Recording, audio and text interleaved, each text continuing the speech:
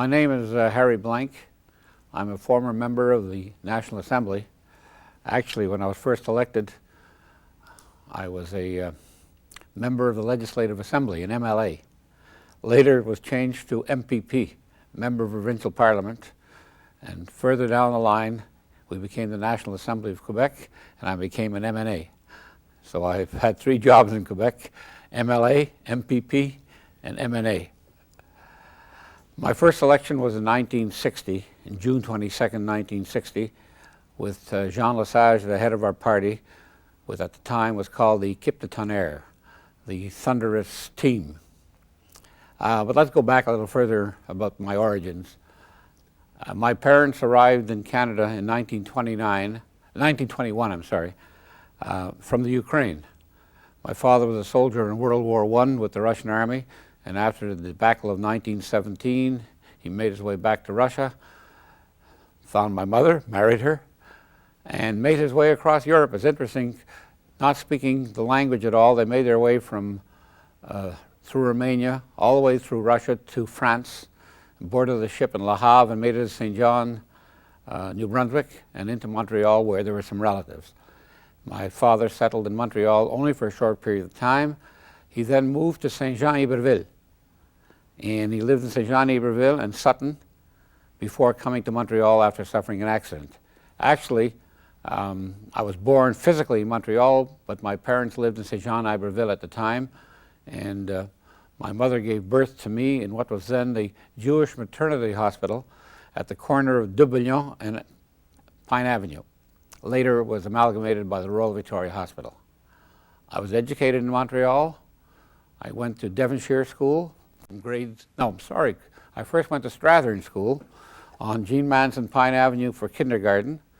From 1st grade to 6th grade, I was in Devonshire School on Clark Street in Cuthbert.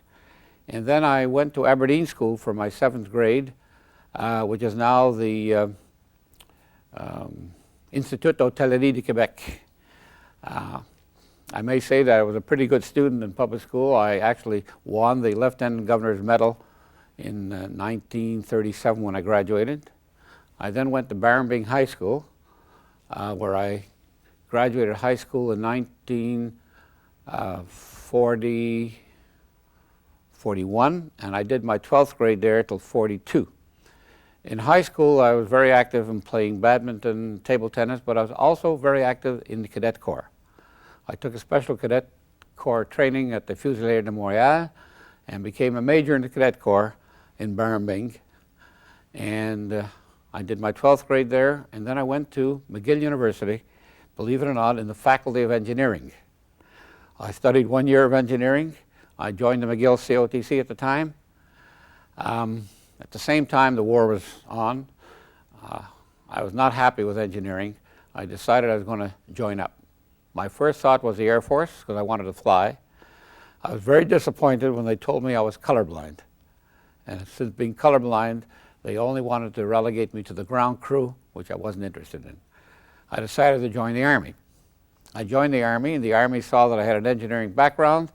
They decided I'd make a fine technical officer, and believe it or not, they sent me back to McGill in uniform this time, marching to school every day for lectures, taking the same course that I took the year before in engineering. Upon completing that, I did basic training in St. John, Iberville, advanced training in Farnham. I was supposed to go on through Three Rivers and Brockville for officer training course. But this was now September of 1944. It looked like the war might end in Europe, and 6 of us decided that at least we wanted to see Europe if we can't get into the war at least. We all resigned from our commissions, and we went overseas as reinforcement infantry. Of the 6, I may say 1 died in action, 1 was blinded, and the other 4 of us, including myself, were all wounded in action.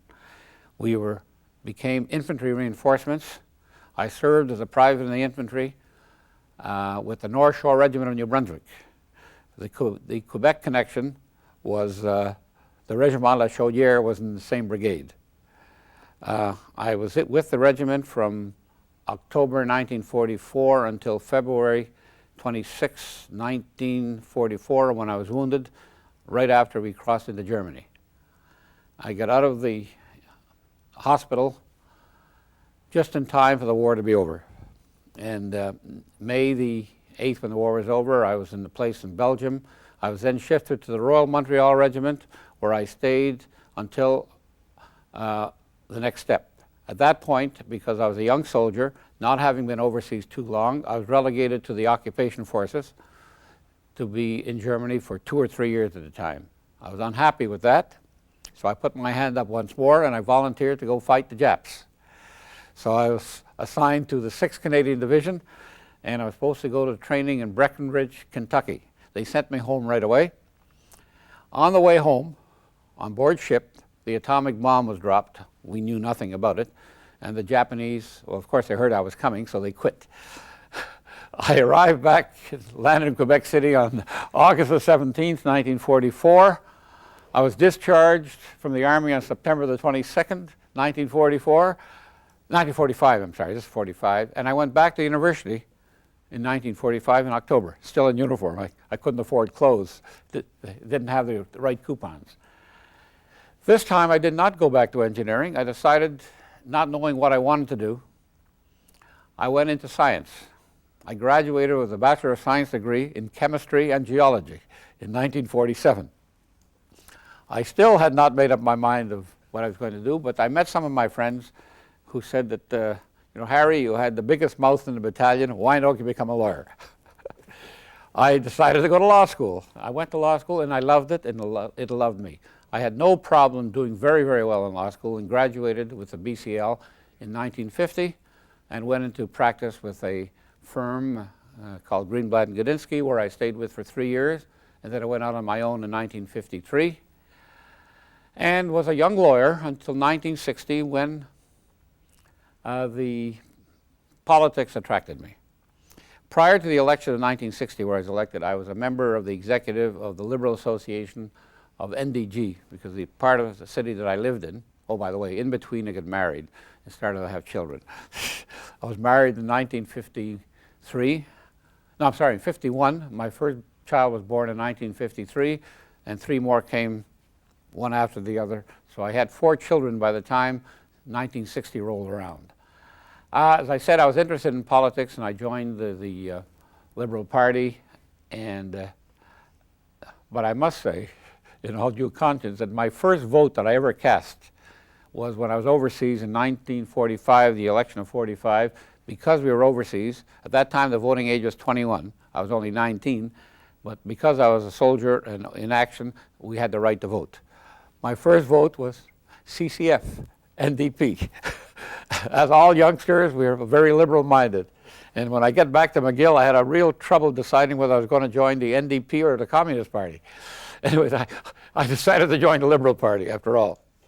And as I said, I was an executive in Quebec City in NDG riding. And the election of 1960 came along. I may say that when I mentioned earlier that my first vote was NDP, you must remember that I came from an area of Montreal, the east end of Montreal, a Jewish area, because I'm of a Jewish origin, if I didn't mention it before.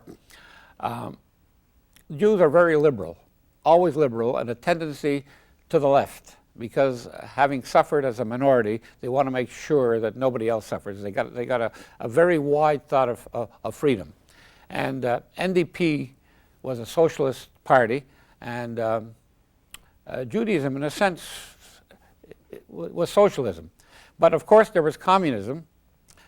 Communism was a form, but a lot of the Jews escaped Europe from communism, and my parents ran from a form of communism. But on the other hand, communism per se promised a lot. And the area I lived in, which was St. Louis in provincial politics, was Cartier in federal politics, and elected the first communist member to the House, federal House, of Fred Rose. So there's this tendency, as I say, and a lot of my friends that I went to high school with were hardcore communists. I could name them by a dozen, but some of them are reformers. I better not name them. So when I got back to McGill after the war, these fellows were my friends, and there was a tendency for me, they wanted me to come to join the Communist Party, but I said no, I was going to go to the NDP. But then I decided the Liberals were somewhere in between at the time, and the Liberals were left-centered at the time. So I decided that I joined the Liberal Party in NDG. Came the 1960 election. St. Louis was a particular case. St. Louis was always a Jewish riding, going back to the early 1900s, 1950, 1960. I think the first Jew elected was Peter Berkovich somewhere around 1916 and 1920, somewhere in that area. I don't know the exact date. He stayed on until 1941 or 42, and he went to federal politics and subsequently died. He was replaced by another Jewish member, Maurice Hart. Comes 1944, and St. Louis is still a Jewish riding. The area was probably 80% Jewish, 80 or 90% Jewish at that time. Dave Rochon, who was a city councilor, who had been elected by the Jewish population of St. Louis to city council for many, many times, decided he wanted to go into politics, and he wanted to be the Liberal member. The Jewish community was unhappy at the time, and they didn't want Dave Rochon. They wanted another Jewish candidate, but Dave Rochon pushed himself, and it turned out that they made a deal with the Jewish community. Mr. Godbout, who was the leader of the Liberal Party at that time, gave in writing to the Jewish community that after Dave Rochon leaves politics, St. Louis would revert again to a Jewish member. History was very interesting. Roughly in 1958, our famous Dave Rochon double crosses the Liberal Party and takes secrets from George Millapalm's caucus to Du Plessis. And the next thing you know, that Mr. Rochon is kicked out of the Liberal Party. He sits as an independent, together with another member who did the same thing, the member for Verdun. So when 1960 came along, the Liberals were looking for a Liberal candidate. And of course, there was this letter that said that this should be a Jewish candidate in St. Louis. There was only a small problem. The Jews no longer lived in St. Louis. They had moved out into better parts of Montreal, and I say of the 40,000 voters in St. Louis, less than 7 or 8% were Jewish. There were maybe 3,000 or 4,000 Jews tops, and most of them were the religious Jews, the Hasidim that were left in there. But Mr. Lesage was a smart politician. The Jews were living in areas like in Snowden and in Ville-Saint-Laurent, where there were already English-speaking candidates who had been members under Du Plessis. They'd been there all the time, Paul Earle, Dick Hyde. So there was no place for a Jewish candidate in that area. So he had the idea that perhaps if I'm going to put a Jewish candidate in St. Louis, even if he loses, because they didn't think they'd win the riding from Dave Rochon, because he was so popular around, they'd put a Jewish candidate in there as a throwaway, but he'd be able to get the support of the Jewish community in the rest of the province and collect funds for the party at that time, because the Jewish community in 1960 started to make money. In 1945-50, the community wasn't very rich, but in 60 they were already making money, and there was money there, and he wanted to collect money for his electoral campaign. So he was looking for a Jewish candidate. All the Jewish candidates who were in line for this job, Milton Klein and Krestals and all the old line liberals, did not want to go and be the fall guy in St. Louis. They didn't want to lose. So somebody told me about this riding that's open. I decided I'd take a try at it. So I went and saw the authorities.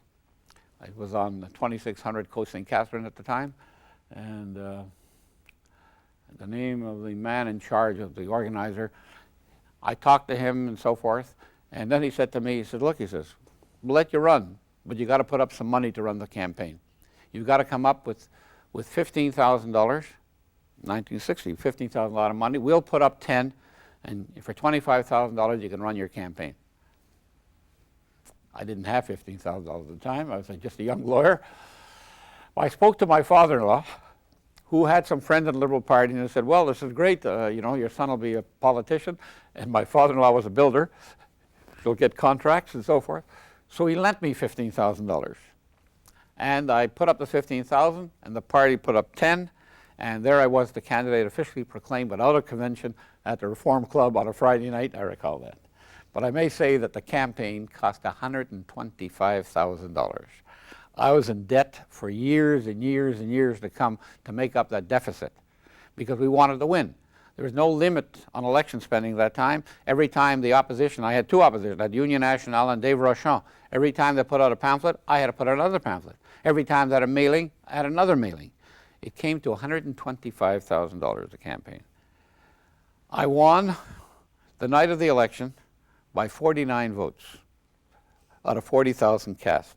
After a recount, it came to 108 votes. But there's an interesting anecdote, it's very interesting in this writing.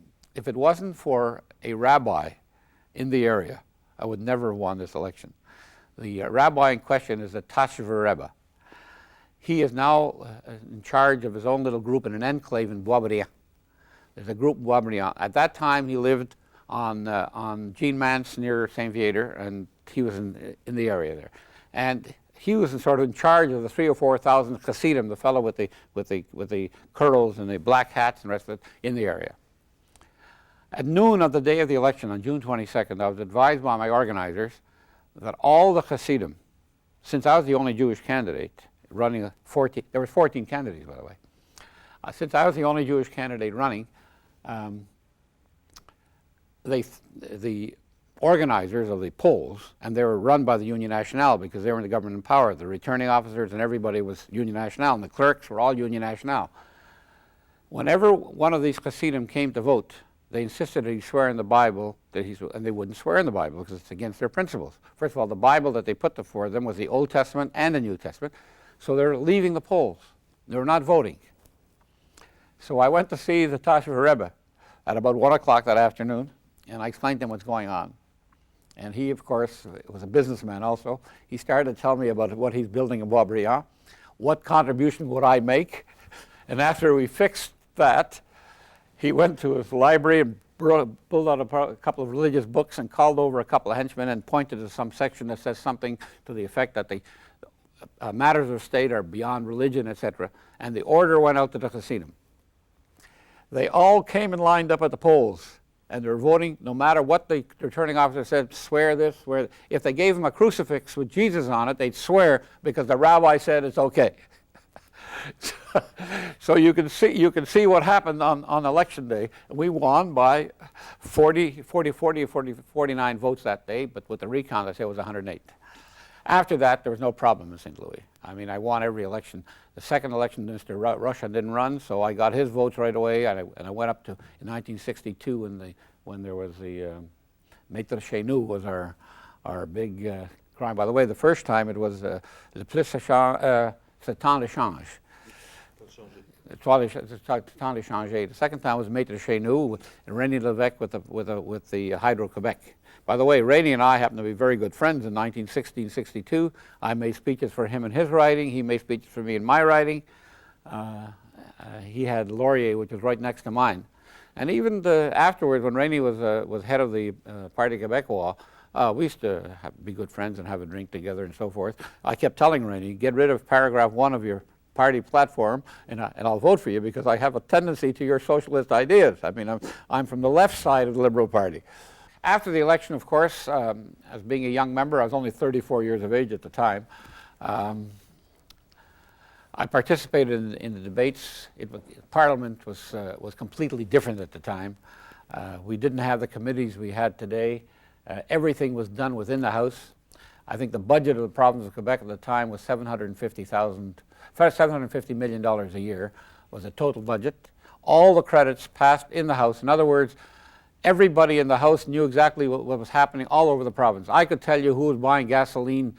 The Prince of Police were buying gasoline from what station in the Gaspé, and who was getting a favor here and there. That's the way it was. It was a very closed shop. And as time went on, we matured into what we have today, which is a different kind of parliament.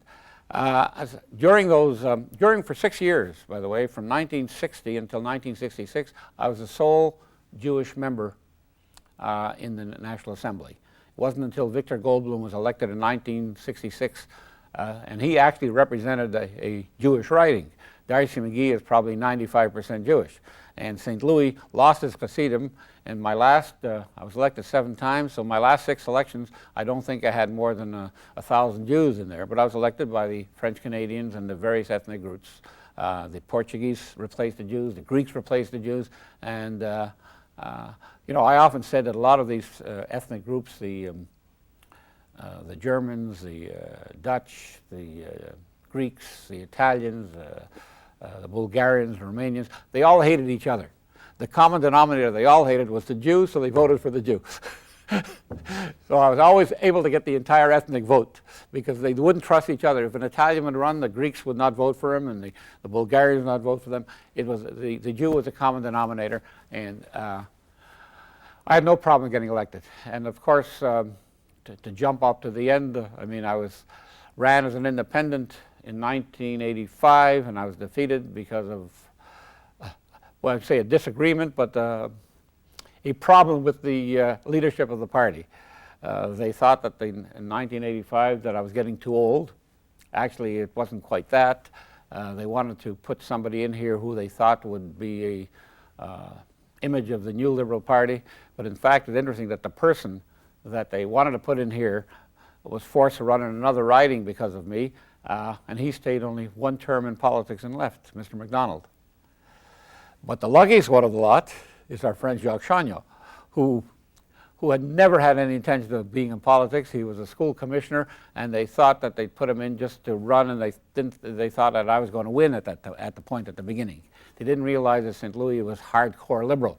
And Jacques Chagnon actually got elected and became a minister. His whole future was based upon the fact of the move that I made in refusing to give up the seat and running as an independent. In retrospect, probably I shouldn't have done it, but you know, the ego is there, and it's difficult. And the way it was done was not nice. Okay, they allowed me to be nominated at a convention. I was put up in the papers and at committees that I was the official candidate. In the last minute, they decided that they wanted me not to run. Well, that's by the wayside. I don't regret it. By the way, it's interesting to note that the election was on December the 2nd, and my worst enemy was supposed to be Robert Bourassa, et cetera, et cetera. 2 weeks later, I met him on a plane, and we sat down in a long conversation on how to run the province. But that's politics.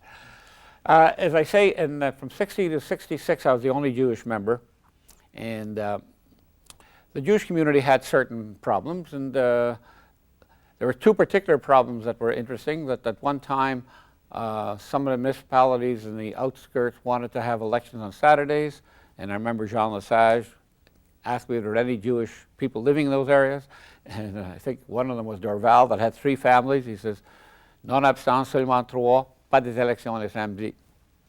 Then was the question of the school boards, because the Protestant school board only allowed Jewish teachers and Jewish students by tolerance. And Jean Lesage, of course, the Jewish community pushing me and Jean Lesage, were able to work out a deal where the Protestant school board allowed some of the commissioners to be Jewish to be elected, and they're still elected. But until the school boards now became linguistic, prior to that, there's a good question of legality. There's just by tolerance, because if you interpret the British North America Act very closely, in reality, the Jews had no say in Protestant education, but it was done by tolerance, and Lesage was the one that made this move.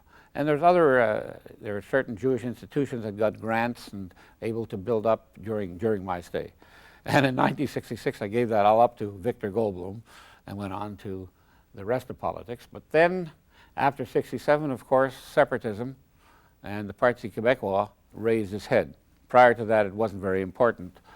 The REN and whatever else was called before 1966, it wasn't really important. It didn't have any strength.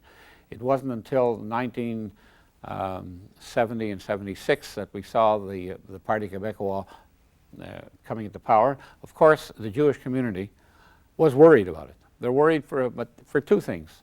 One, the nationalist part of it. The Jews have always been scapegoats when government became too nationalistic. They always had to have somebody to vent their anger on, and the Jews were worried about that they would become the scapegoats.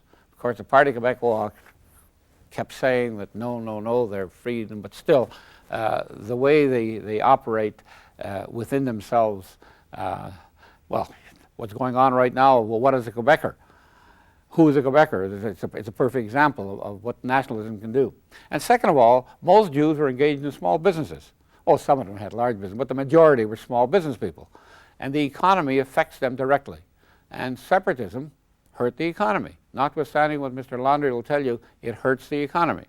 And over the years in showing it, and still today's paper shows that the houses are twice as expensive in Toronto and 3 times as expensive in Vancouver. Why? Because the economy of Montreal doesn't warrant the value, the real estate values.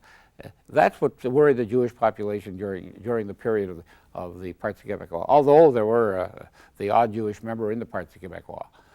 But seriously speaking, during the period from '66 to 1985 that I was in the National Assembly, I sort of oriented myself a little differently. I went toward the parliamentarian part of the House with the rules and regulations of the Assembly. I became the Deputy Speaker.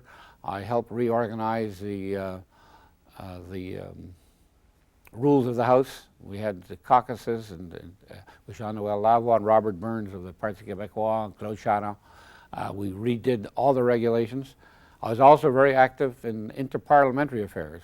I was elected by right across Canada to represent all of Canada in the Commonwealth Parliamentary Association, and very active traveling around the world. Flying the Quebec flag. I remember flying the Quebec flag in Sierra Leone and people didn't know what it was because we had an executive meeting and there were 7 flags flying and there was the Quebec flag. I had no problem representing Quebec, absolutely no problem. It's just that I couldn't represent the separatist part of Quebec. But Quebec itself it poses no problem to me. The French-Canadian poses no problem to me whatsoever.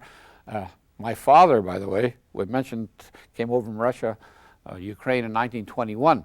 His first language here was French. Right up until he died, he spoke French much better than he spoke English because he had moved to Saint-Jean-Iberville and Sutton, and his language of business and communication was French. We saw nothing. To show you how the system, what caused the problem here today with the ethnic groups being anglicized, if you want to call it that, I have a perfect example of my own family. We lived in Saint-Jean-Iberville. My older sister was of school age. She wanted to go to school. My father spoke French, so naturally a French school, but where did she have to go to school? There was Protestant schools also in English schools in Saint Jean. But the law at the time was that in the grand centers, Montreal, Quebec City, Sherbrooke, the non-Catholics and non-Protestants went to the school of the minority, that is the Protestants. But in the regions, like Saint-Jean-Iberville, the non-Catholic, non-Protestant went to the school of the majority. So my sister had to go to a Catholic school. So she went to a convent, and she took all her training in French. Of course, when it came religion, the nuns put her aside and didn't teach her any religion. But she took all her courses for 2 or 3 years in French. My father had an accident, he had to move to Montreal. My sister wanted to continue in French school. Impossible. Impossible. If you were not Catholic, you couldn't go to a French school. She was forced to go to the Protestant school board, and so were all the ethnic groups. And if you go back to complain, you can see what happened. We didn't have a choice. I learned my French on the street. I didn't learn it in school because at that time they were teaching French in school in those days in the Protestant schools the way the French schools today teach English. You learn nothing.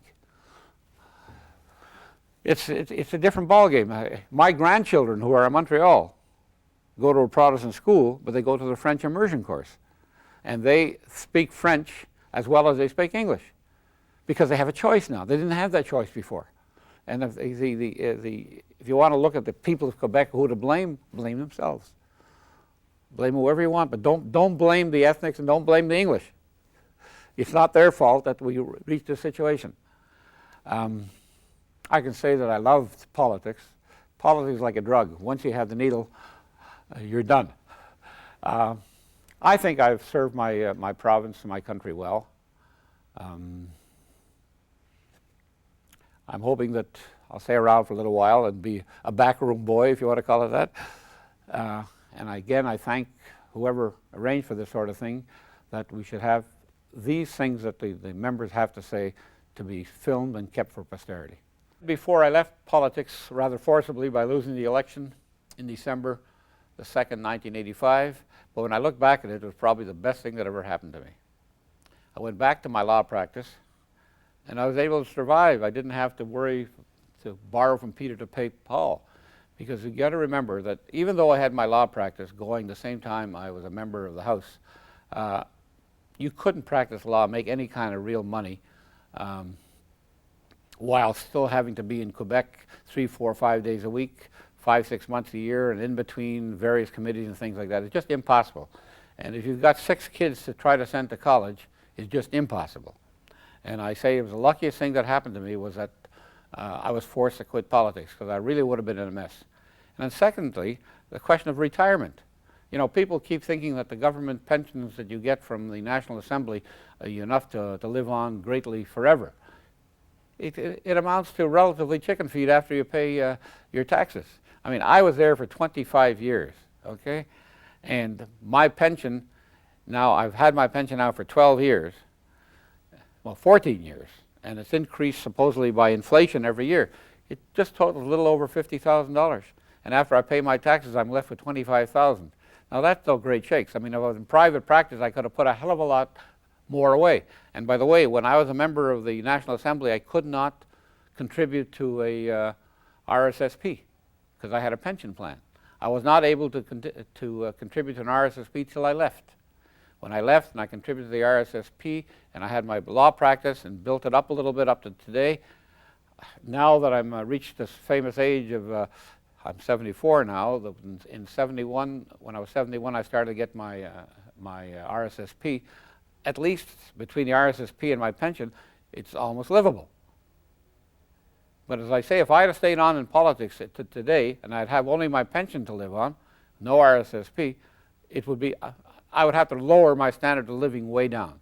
So anybody that tells you that politicians make money, they're talking through their hats, not unless there's a crooked politician. But crooked politicians under our system is very difficult. I mean, the actual member hasn't got that kind of power to do very much. It has to be, probably, if you want to look at it technically, the only one who really could be corrupt is a prime minister, and they're watched so closely they can't be corrupt. So our system is, unlike the Americans, is completely different, completely different. The chances for corruption and payoffs are a lot less and practically inexistent under our present scheme. So if anybody tells you that anybody makes money in politics, they're just talking through their hats. Again, as I said, I don't regret being in politics. I loved it. I loved every minute of it. But you know, you have a certain responsibility to your wife and kids. So, you know, I would be one of those for a term limit, just to stop a politician from being his own worst enemy. Because two or three terms is more than enough, and let him get back to earn a living. As I said before, I don't regret what I did, and I thank whoever did this to give me the opportunity to say so. Thank you again.